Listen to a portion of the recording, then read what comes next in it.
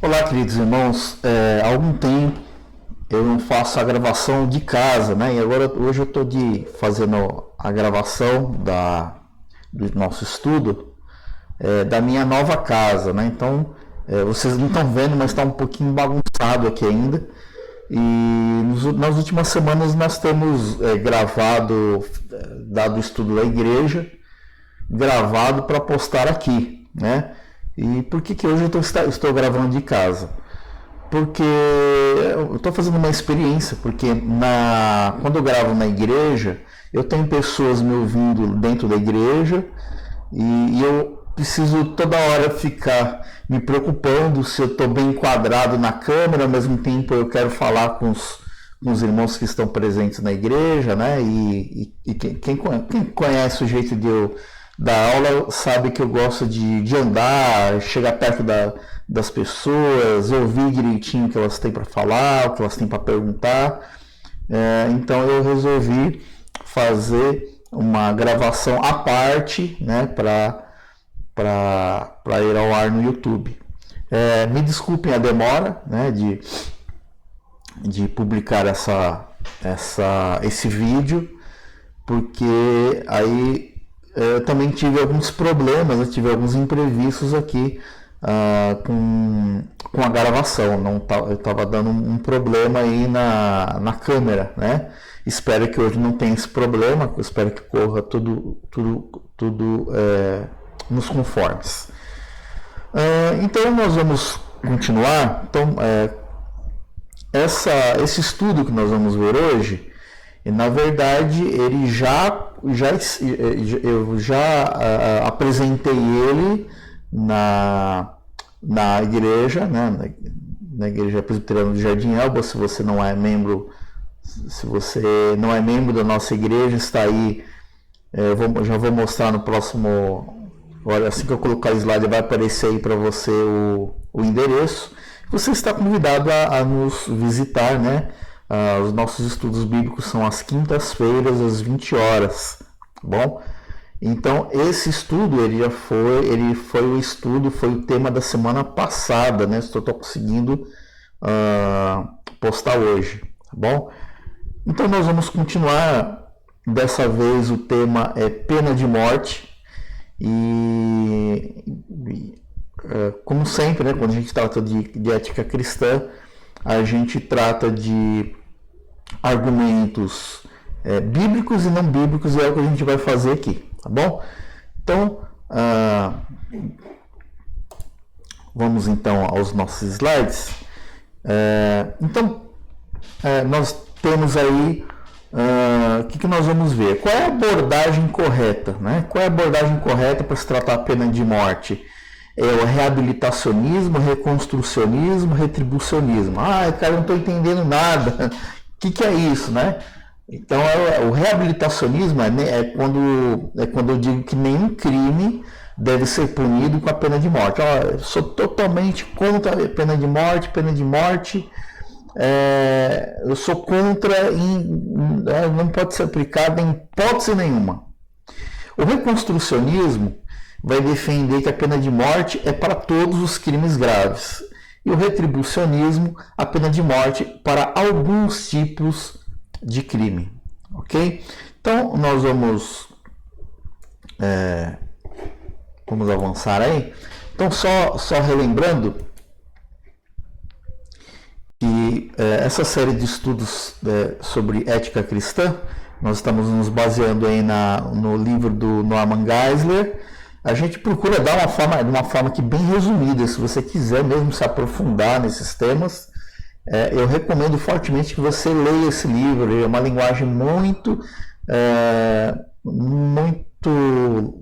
tranquila, muito leve, né? Você não precisa ser um teólogo para ler, mas ele aprofunda mesmo, ele entra em muitos detalhes, né? Então a gente não tem tempo para falar disso tudo aqui, então a gente procura passar algo resumido. Bom, vamos definir primeiro o que é pena de morte ou pena capital, também é chamado de pena capital, né? A pena de morte é um processo legal pelo qual uma pessoa é morta pelo Estado como punição por um crime cometido. Então, nós não estamos falando aqui de pena de morte por grupos terroristas, por facções criminosas, pelo regime militar, né? Não, nós estamos falando a pena de morte prevista em lei, né? A pena de morte prevista em lei, ou seja, estamos subentendendo que é uma pena que o juiz decretou para uma pessoa, né? Então, crimes que podem resultar na pena de morte são chamados crimes capitais, né? Porque eles têm esse nome, né, de crimes capitais. Porque a palavra capital tem origem no termo latino capitalis, que significa referente à cabeça, né? Lembra, né? A gente faz assim, ó, fulano de tal, ó, né? Então é pena capital, em alusão à execução por decapitação, tá bom? Então nós temos um mapa aí. Então nesse mapa nós temos aí várias cores.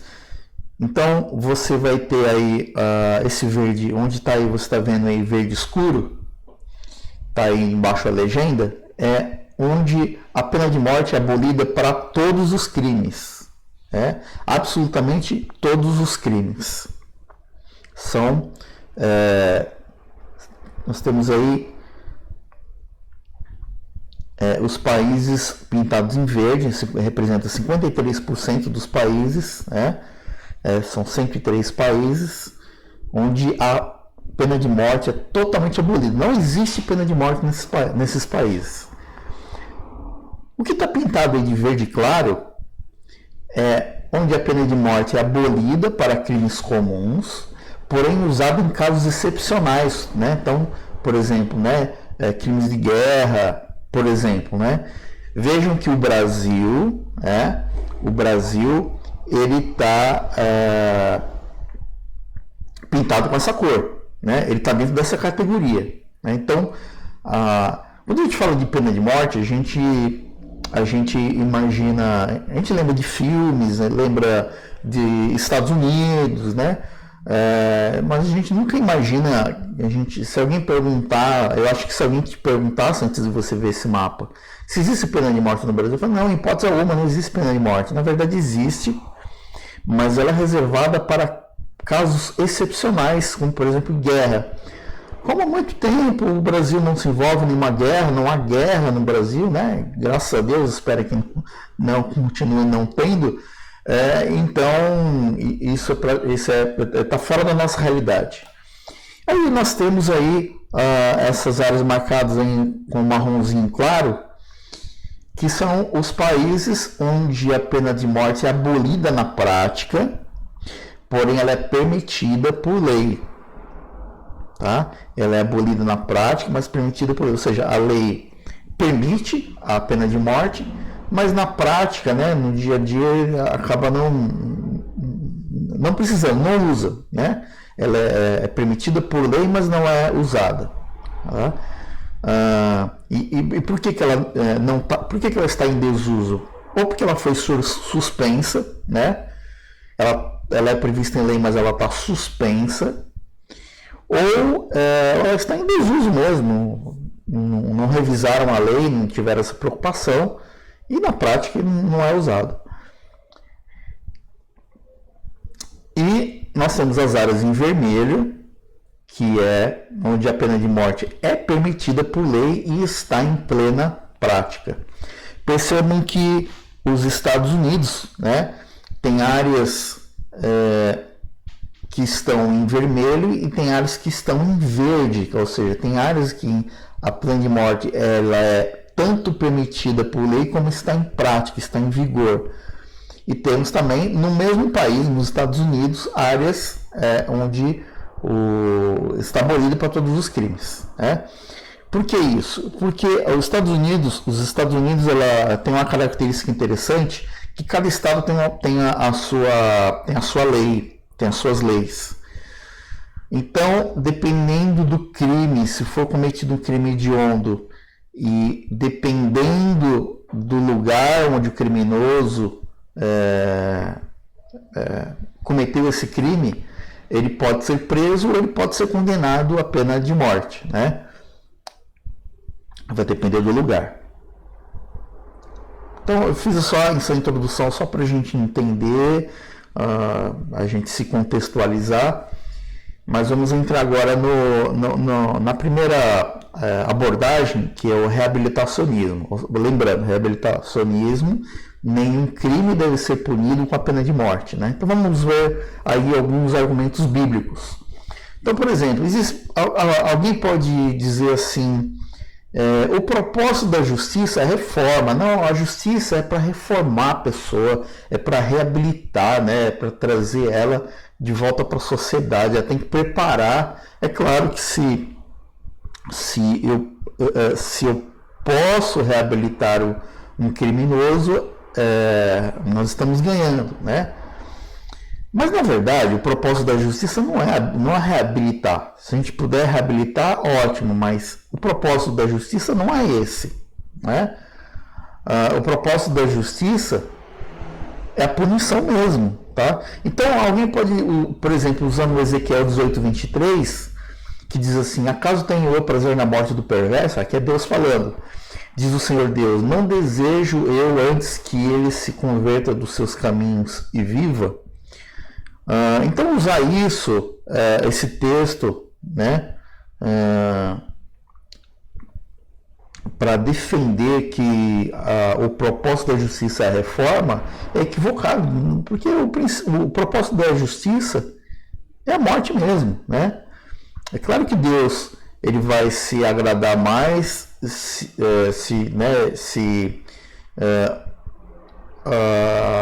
o pecador se converter de seus maus caminhos, né? Mas a justiça, ela está aí para punir mesmo, não é para reabilitar. Então, olha só, o princípio primário é a punição. Deus pune o pecado e exige que as autoridades façam o mesmo. Então, a gente vai ver lá em Gênesis 9:6, transcrevi aí embaixo, está lá: se alguém derramar o sangue do homem, pelo homem se derramará o seu, porque Deus fez o homem segundo a sua imagem. Então, em Gênesis 9:6, Deus aí dizendo: olha, se alguém derramar o sangue para o homem, ele vai ter que pagar com a sua vida. Êxodo 21:12: quem ferir a outro de modo que este morra, também será morto. Pena de morte, né? Cristo, ele foi punido justo pelos injustos, né? Então, 1 de Pedro 3,18 vai dizer: pois também Cristo morreu uma única vez pelos pecados, o justo pelos injustos, para conduzir-vos a Deus. Por que Cristo morreu no nosso lugar, né? Porque nós merecíamos a morte, né? E Cristo morreu no nosso lugar, né? Então, esse texto diz que ele morreu, foi punido, justo, ele era justo, pelos injustos que somos nós. O salário do pecado é a morte, né? O famoso texto lá de Romanos 6:23, porque o salário do pecado é a morte, mas o dom gratuito de Deus é a vida eterna em Cristo Jesus, nosso Senhor. Tá? Então, o propósito da justiça não é a reforma, é a punição mesmo. Outro argumento que alguém pode usar é o seguinte: olha, a pena de morte foi abolida. A pena de morte ela foi abolida lá com a lei de Moisés, né? Então, a lei de Moisés não vale mais e a pena de morte morreu com ela, né? Então, alguém pode usar aí Mateus 5:38-39, por exemplo, que diz: ouvistes que foi dito, olho por olho, dente por dente, que Jesus falando: eu, porém, vos digo, não resistais ao perverso, mas a qualquer que te ferir na face direita, volte também a outra, né? Só que é um equívoco dizer que a pena de morte acabou, né, com a lei mosaica, porque a pena de morte, para início de conversa, ela já existia antes da lei mosaica, né? Texto que nós já lemos do slide anterior. Se eu derramar sangue do homem, pelo homem se derramará o seu, porque Deus fez o homem segundo a sua imagem. Está em Gênesis, né? Moisés vai vir em Êxodo, ok? Então não foi abolida, não. Outro argumento que a gente pode usar é o seguinte: o padrão da pena de morte ensinada por Moisés não é praticado nos dias de hoje, né? Então, mas Paulo, ele ensinou a validade da pena de morte. Em Romanos 13:4, né, Novo Testamento, Paulo diz o seguinte: entretanto, se fizeres o mal, teme. Aqui Paulo está falando do governo, né, do governo terrestre, né? Então ele está dizendo o seguinte, dos líderes, né, da liderança, né, do governo terrestre. Então ele está dizendo, entretanto, se fizeres o mal, teme. Se você faz coisa errada, você tem que ter medo. Sabe por quê? Porque não é sem motivo que ela traz a espada. O que é espada? Espada é morte. Pois é ministro de Deus. O que é ministro de Deus? Ministro de Deus é o governo terrestre. Por quê? Porque ele é vingador. Por que ele é vingador? Porque ele castiga o que pratica o mal. Tá? Como é que ele castiga o que pratica o mal? Pela espada. O que significa espada? A morte. Tá bom? Então ele ensinou a validade da pena de morte.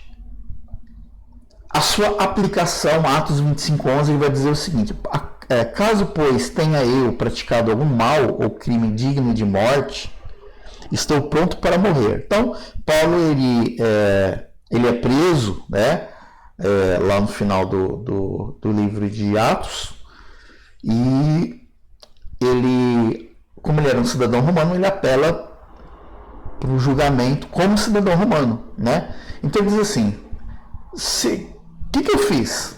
Se eu pratiquei mal, ou se eu pratiquei um crime digno de morte, estou pronto para morrer. Paulo aceitava a pena de morte, era comum naquela época a pena de morte, porque ele diz: olha, eu estou pronto para morrer.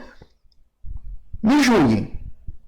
Eu matei alguém, né? Eu cometi algum crime passível de pena de morte. Eu mereço morrer, né? Eu estou pronto. Pelo contrário, não são verdadeiras as coisas de que me acusam. Ninguém para lhe ser agradável, pode entregar-me a eles. Apelo para César. E Jesus declarou também esse princípio, né? E aceitou morrer na cruz. Olha o que ele diz lá em João 19, 10 e 11. Ele diz assim: então Pilatos o advertiu: não me respondes? Então Pilatos estava ali falando com Jesus, Jesus não respondia, e Pilatos fica ali incomodado com a situação e pergunta: você vai me responder? Não sabes que tem autoridade para te soltar e autoridade para te crucificar? Olha, se eu estivesse no seu lugar, eu falaria, porque você está diante de alguém que tem autoridade para te soltar ou para te crucificar, né? Os judeus estão mandando te crucificar, mas a autoridade é minha. Eu tenho essa autoridade. Fala comigo. E Jesus responde o seguinte: nenhuma autoridade teria sobre mim se de cima não te fosse dada. Por isso quem te entregou a ti, maior pecado tem. Então Jesus está dizendo o seguinte: olha, ele não nega que Pilatos realmente tem razão. Pilatos tem autoridade, tinha autoridade ali tanto para condenar Jesus como para soltar. Mas Jesus alerta que essa autoridade foi dada a ele por Deus. Essa autoridade para matar ou para soltar foi dado por Deus. Então nós vemos aqui Jesus, ele não está contra esse princípio, ele só diz que essa autoridade para aplicar a pena de morte foi dada por Deus. Então, dizer que o padrão da pena de morte ensinado por Moisés não é praticado nos dias de hoje, a gente vê aí que não morreu com Moisés. O próprio Novo Testamento aí, nós vemos aí que a pena de morte ainda estava em prática.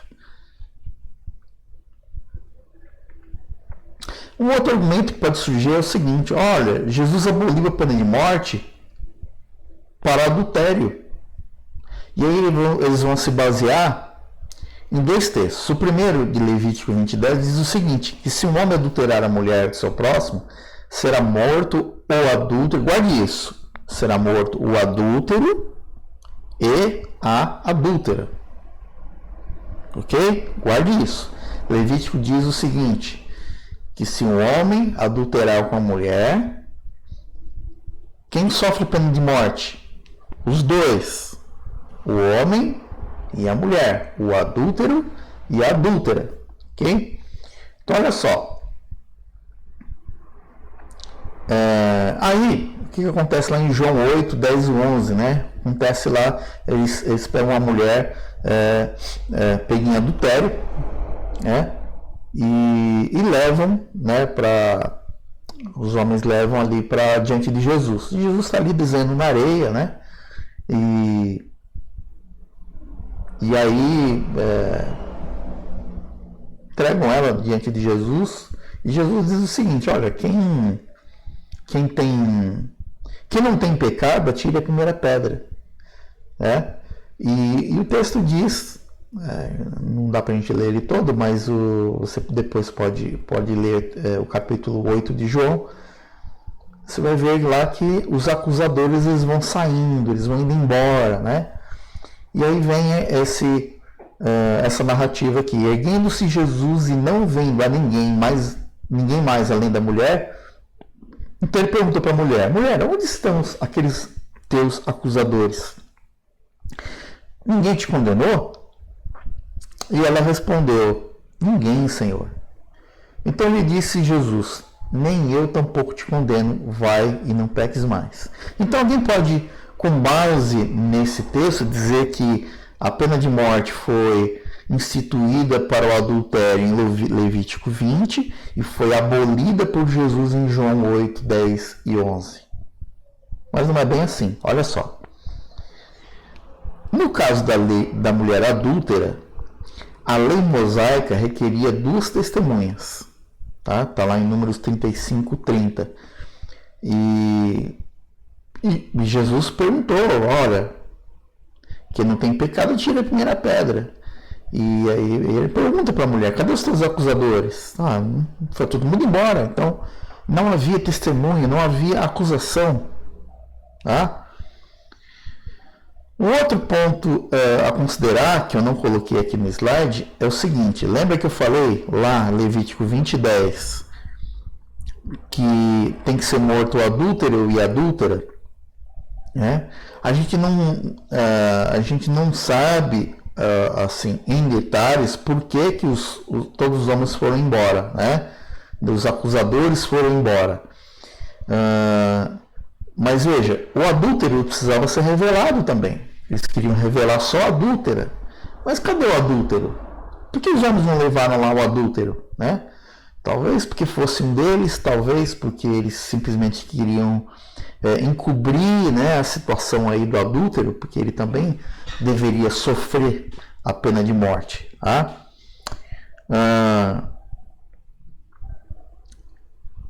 Então, por que essa mulher não foi condenada? Não havia acusação, muito menos testemunha. Né?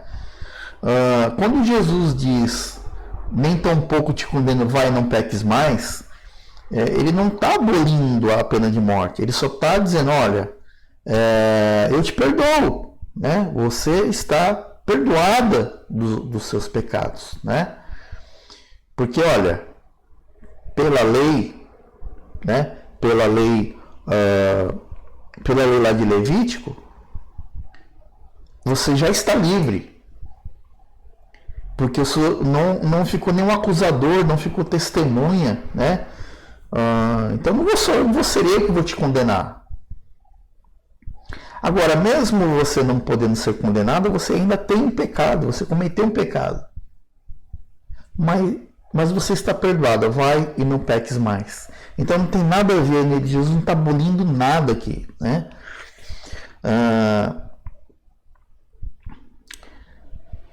Então olha só, tem um versículo lá em Números 35:30, aí só para provar aí, né, que eu havia dito, né, todo aquele que matar a outrem será morto conforme o depoimento das testemunhas. Mas uma só testemunha não deporá contra alguém para que morra. Também não podia ser uma testemunha só, tem que ser no mínimo duas, tá bom? Seguindo aqui, um outro argumento que pode surgir é o seguinte: olha, Caim, ele cometeu um homicídio e ele não morreu, ele não foi punido com a morte. Como fica isso, né? Olha, se Caim, que cometeu o primeiro homicídio, não morreu, por que os outros têm que morrer? Né?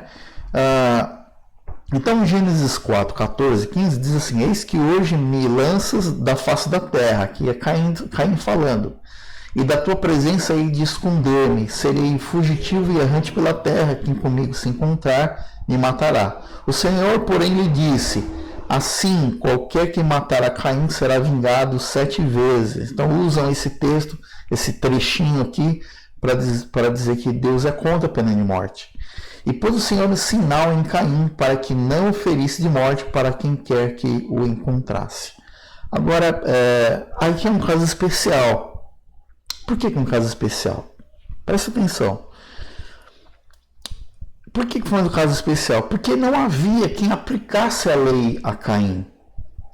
Caim ia ser condenado à morte. Quem ia executar? Quem ia executar Caim? O seu irmão morreu. O seu pai não ia matar o próprio filho, muito menos a mãe. Então, olha só. Mas o mesmo texto usado para defender que Caim não foi condenado à morte, nos mostra também que Caim espera a morte. Caim, ele tem consciência de que o crime que ele cometeu ali era passível de que ele morresse também. Porque olha só, repetindo aqui, olha o que ele diz aqui nesse versículo: eis que hoje me lanças da face da terra, e da tua presença e de esconder-me. Serei fugitivo e errante pela terra. Quem comigo se encontrar, me matará. Ele tinha essa consciência. Olha, se eu sair por aí, se eu fugir, né? Se eu fugir, alguém vai me matar. Se ele não fugisse, os que estavam ali não iam matar ele. Porque quem era dali? Seu pai, sua mãe, o seu irmão que foi a vítima, que morreu. Então Deus, ele é soberano e ele atenuou a pena de Caim. Mas, por outro lado, ele ordenou a pena de morte, mais uma vez, o mesmo texto que é usado para dizer que Deus é contra a pena de morte, na verdade ele mostra o contrário, porque Deus ordena a pena para quem matasse Caim. Né? Olha, e pôs o Senhor um sinal em Caim para que não ferisse de morte quem quer que o encontrasse. Vamos seguindo aqui. Um outro argumento que pode surgir é o seguinte: olha, Davi, ele não recebeu a pena de morte. Nós temos aquele episódio em que Davi, ele deseja, o seu exército está em guerra e ele não está no campo de batalha, ele está no palácio, e do palácio ele vê Batseba tomando banho, né?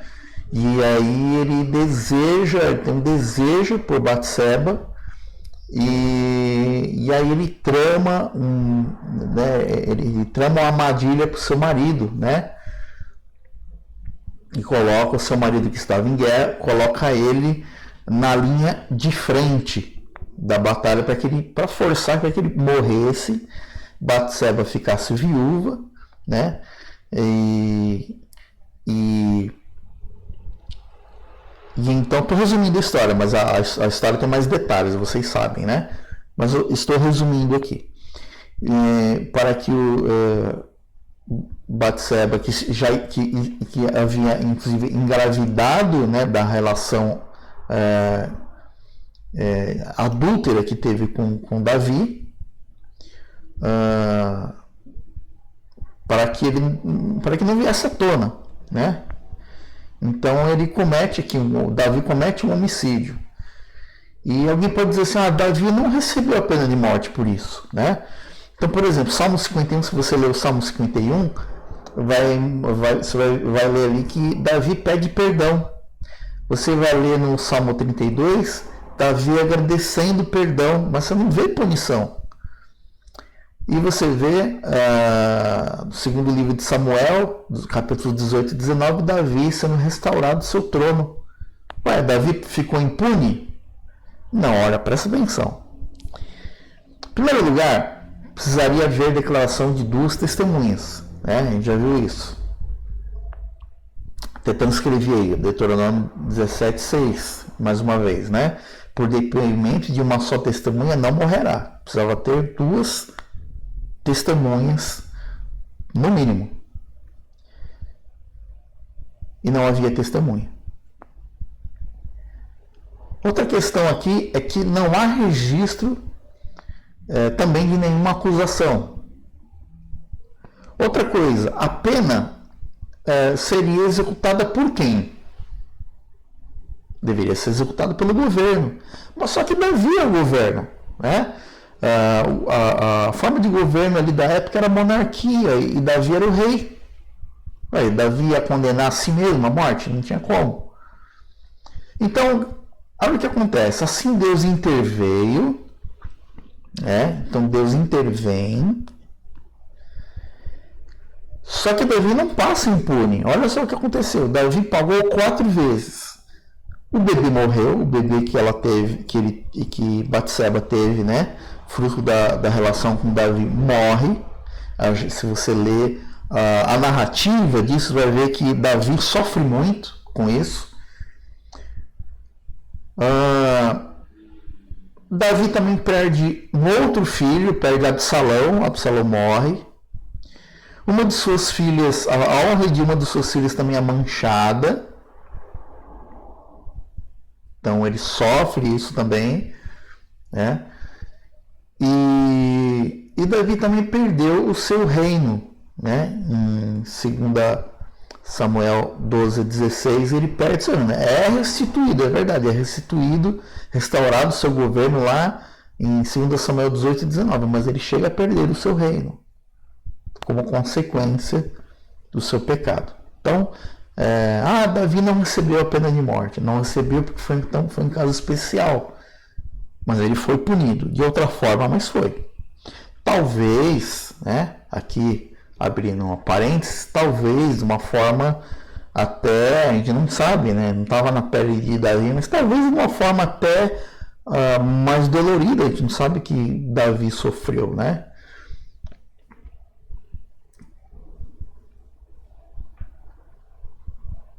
Um outro argumento que pode surgir também é o seguinte: olha, o amor ensinado no Novo Testamento rejeita a pena de morte, né?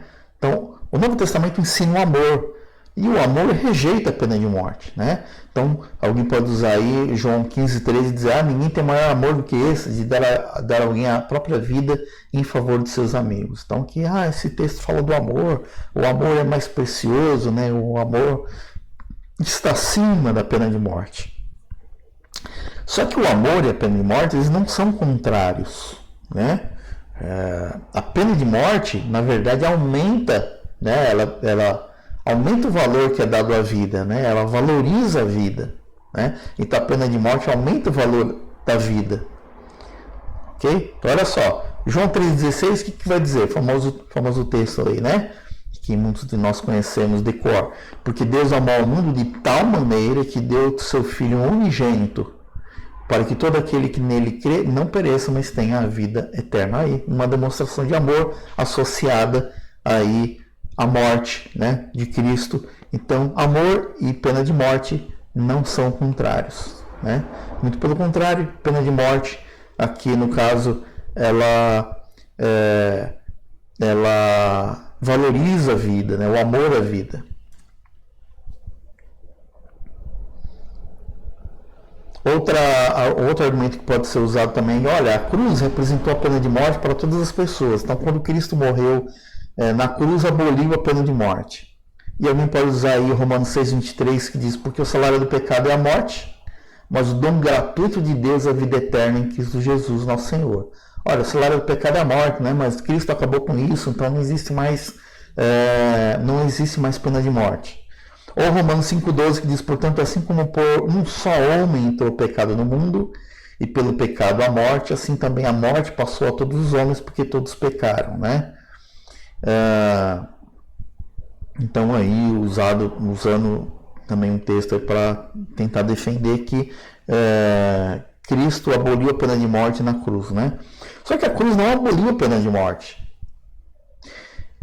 Depois, após ela, né, após a cruz, ela continuou a ser recomendada. Então, olha só, Romanos 13,4. Visto que a autoridade é ministro de Deus para o teu bem, entretanto, se fizeres o mal, teme, porque não é sem motivo que ela traz a espada. Nós já vimos isso num outro slide. Pois é ministro de Deus, vingador, para castigar o que pratica o mal. Esse texto está lá em Romanos, então ele é dito por Paulo depois da cruz. Depois que Cristo morre na cruz e ressuscita, né? Então, muito tempo depois. Também um texto que nós já lemos em que Paulo ele diz, olha, se eu cometi algum erro, algum pecado, algum crime que é digno de morte, estou pronto para morrer também, né? Registrado aí no livro de Atos, também depois do sacrifício de Cristo. Então, essa história de que a pena de morte foi abolida lá na cruz, né? O que foi abolido na cruz, irmãos, é a nossa condenação natural à morte. A partir do momento que somos salvos, né, pelo sangue do Cordeiro, temos Jesus como nosso Senhor e Salvador, né? Nós teremos então a vida eterna, tá? Mas não tem nada a ver com a condenação civil, condenação terrena. Eu vou dar um exemplo que não está no livro do Geisler. Quando Jesus estava lá na cruz, haviam 2 malfeitores, um de cada lado. E um deles dizia assim, você não é filho de Deus? Desce da cruz. E o outro malfeitor do outro lado diz, para de falar bobagem, rapaz. Nós merecemos estar aqui, nós merecemos, não diz com essas palavras, mas a gente pode reinterpretar isso dizendo que o outro malfeitor, falando em outras palavras, ele estaria dizendo o seguinte, olha, nós merecemos a pena de morte, nós merecemos morrer. Este aí não. Este é inocente, Jesus é inocente, né? E aí aquele malfeitor pede para Jesus lembrar dele, né? E Jesus responde que hoje mesmo, né, estarás comigo no paraíso.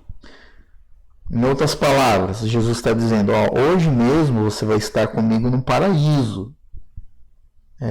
Você, pela sua fé, você será salvo. Você estará comigo no paraíso. Mas às vezes Jesus não tirou ele da cruz. Ele ficou lá para morrer na cruz junto com Jesus. Ou seja, a lei civil ele ficou para cumprir. Porque ele era culpado. Ok? Uma coisa não tem nada a ver com a outra.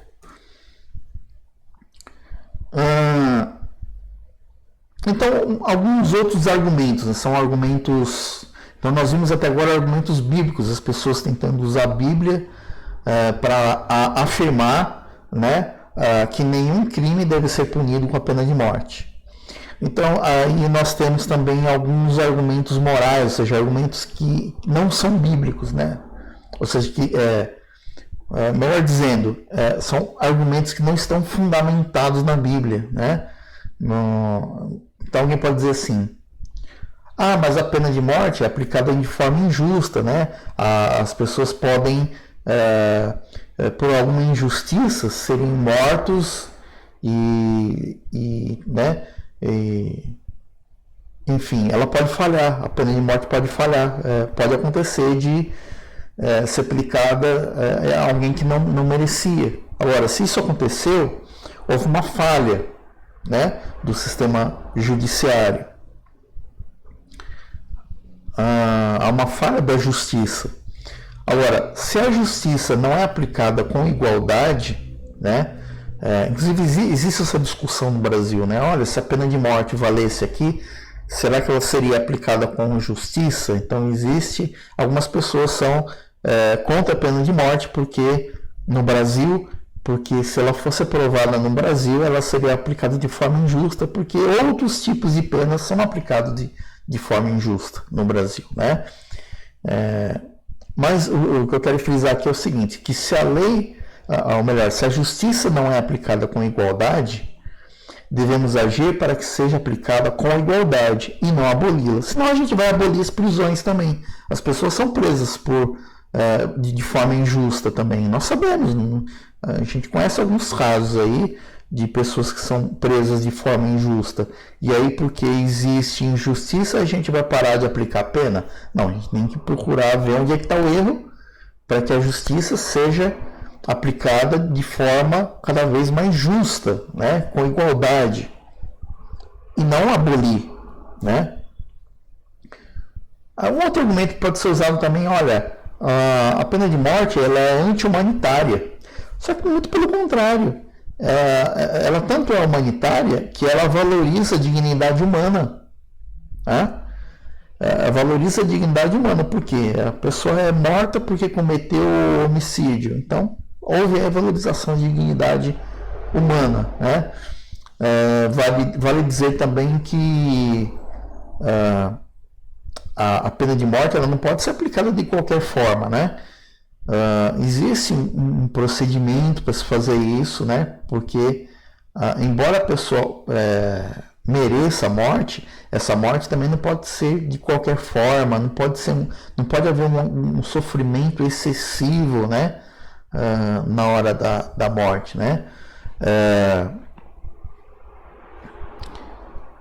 Estou me lembrando aqui daquele filme, né, com Tom Hanks, né, que ele está ali tomando conta ali de presos que estão condenados à morte, e um deles é condenado quando ele vai para a cadeira elétrica, tinha que colocar uma esponja molhada sobre a cabeça e depois, por cima da esponja molhada, o eletrodo da cadeira elétrica, onde seria aplicada, né, alta voltagem para que a pessoa morresse, né?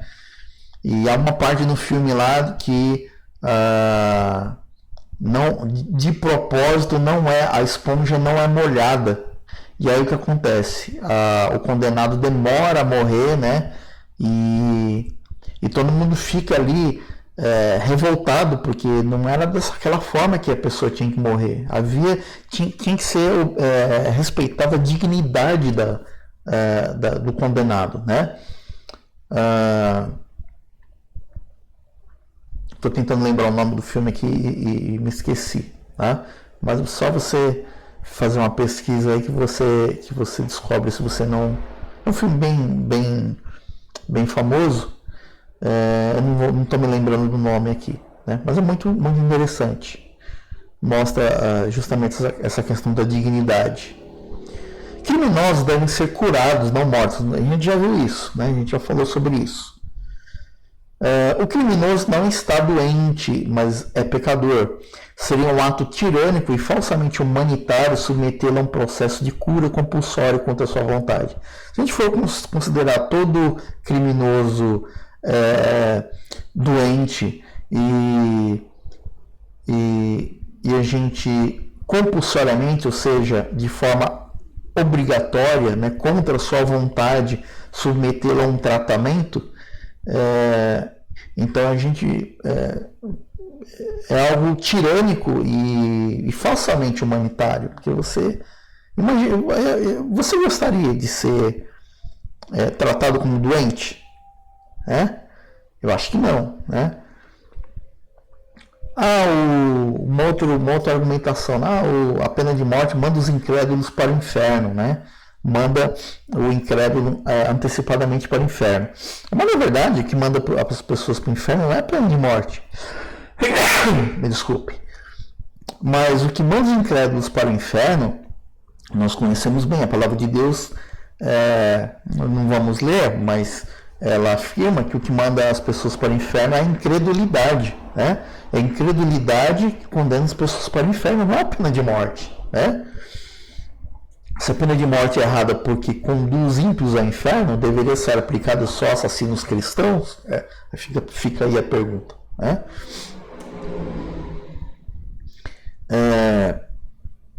Então, só para encerrar aí e ficar aí como gancho para a nossa próxima aula, né? Então a gente vai começar a falar do reconstrucionismo, né? Que defende que a pena de morte deve ser aplicada para todos os crimes graves. Então veja, a gente viu primeiro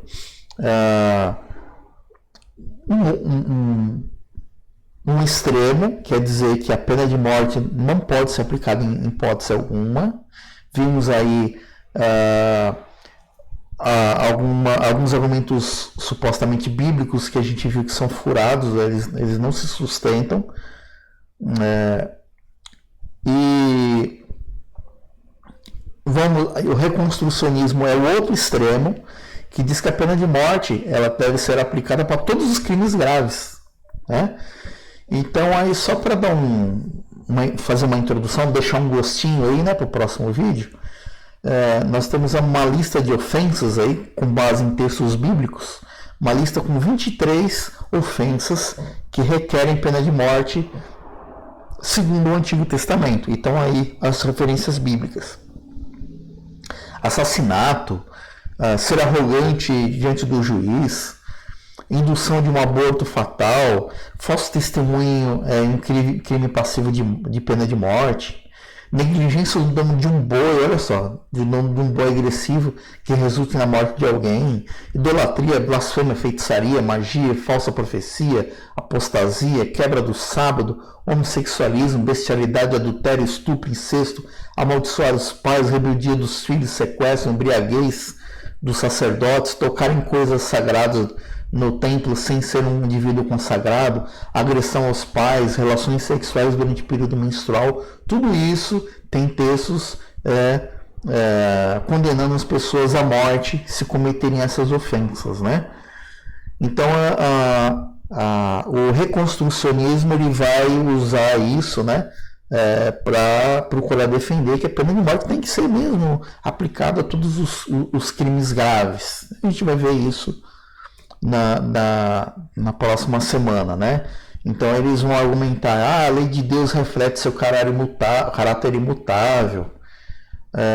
Então, se Deus ele não muda, então a pena de morte ainda está valendo, porque Deus não muda. Os 10 mandamentos são repetidos no Novo Testamento. O Antigo Testamento era a Bíblia da Igreja Primitiva. Jesus disse que não veio para abolir a lei. A pena de morte é repetida no Novo Testamento. A lei mosaica foi aplicada aos gentios, né? Então todos esses argumentos aí são usados aí no reconstrucionismo, e é o que a gente vai ver na próxima semana, ok? Então é isso por hoje, é isso. Espero que tenha sido abençoador para sua vida, esclarecedor, e aí eu convido você a estar conosco ou aqui, né, no YouTube, ou na igreja, né, na Igreja Presbiteriana do Jardim Elba, né? E será um prazer, né, ter você conosco, né? Para esse estudo bíblico. Deixa eu colocar aqui de novo o endereço, se você ainda não viu, está aqui, Igreja Presbiteriana do Jardim Elba, Rua Luiz Juliane, 1069, Vila Renato, São Paulo, né? Você será muito bem-vindo. Deus te abençoe e até a próxima.